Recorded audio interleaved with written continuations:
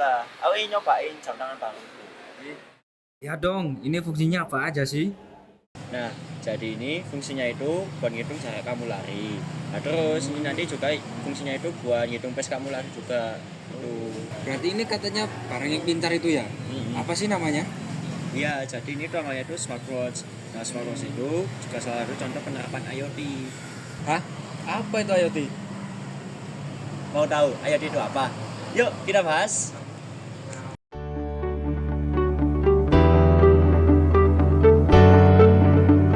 Perkenalkan, nama saya Anwar Rahman. Saya ditugaskan sebagai fasilitator internal untuk bidang P5 Internet of Things. IoT itu kepanjangan dari Internet of Things. Jadi mesin-mesin itu adalah things-nya. Internetnya itu adalah media untuk mewakili meneruskan data dari mesin-mesin itu biar diteruskan ke internet. Jadi memang tujuannya adalah supaya keakuratan dari data-data mesin tersebut itu bisa langsung ditampilkan secara streaming. Yang akhirnya dari streaming data itu tersebut kita sangat mudah untuk menentukan keputusan apa yang akan terjadi, keputusan apa yang akan kita pilih untuk mesin-mesin yang kita jalankan. Produk-produk yang rencana saya yang akan saya kenalkan untuk teman-teman kelas itu adalah Smart Doorbell, terus Plant Watering Reminder, terus IoT Weather Indicator, terus Automatic Light Control. Tapi yang mereka pilih itu ada yang di luar dari rencana saya, itu ada smart parking, terus flow control untuk pengunjung ya. Jadi ada pengunjung itu di counter orangnya, nanti itu bisa dipakai waktu pameran-pameran untuk nge-tracking seberapa banyak peserta atau yang datang ke pameran. Untuk perangkat kerasnya kita menggunakan ESP32. Ini adalah microcontroller yang digunakan yang memiliki kemampuan untuk berkomunikasi dengan internet. Terus nanti ada beberapa sensor ya, sensor-sensor yang sesuai judul seperti sensor proximity, terus nanti ada sensor arus, terus ada yang servo, motor servo untuk menaikkan palang pintu. Terus ada lagi yang sensor kelembapan tanah, sensor suhu, itu nanti diintegrasikan sama ESP. Proses pembuatan untuk IoT di P5 ini kebetulan kita ada 3 pekan ya.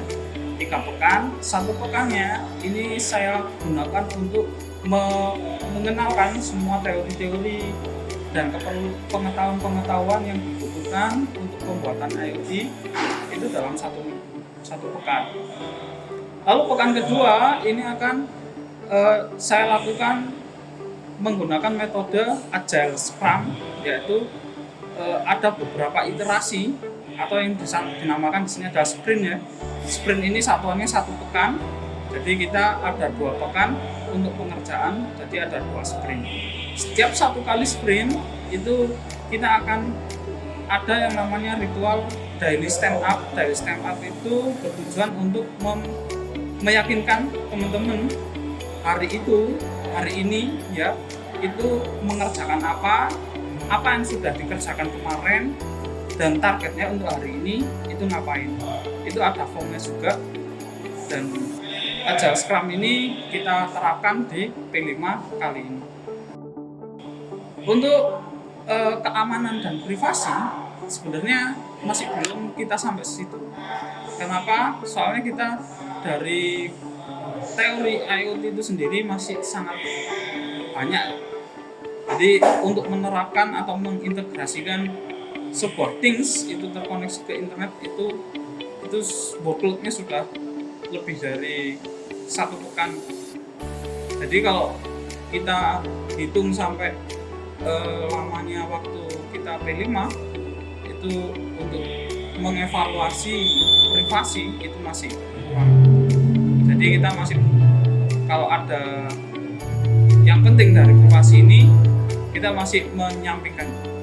Insya Allah nanti kalau ada waktu yang lebih, saya akan mengevaluasi tentang privasi dan keamanan.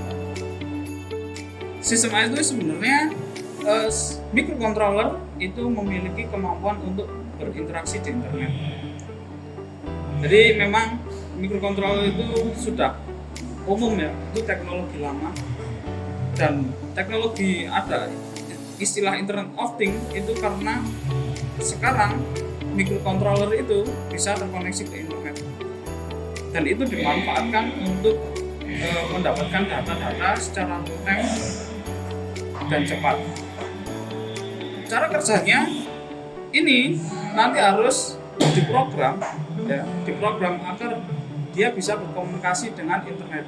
Internet itu banyak. Internet itu kalau teman-teman tahu aplikasi web pasti tahu tentang API ya.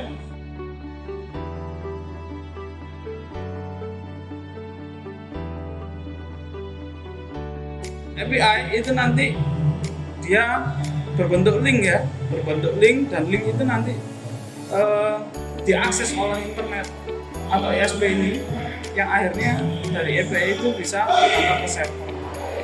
Server itu adalah komponen utama.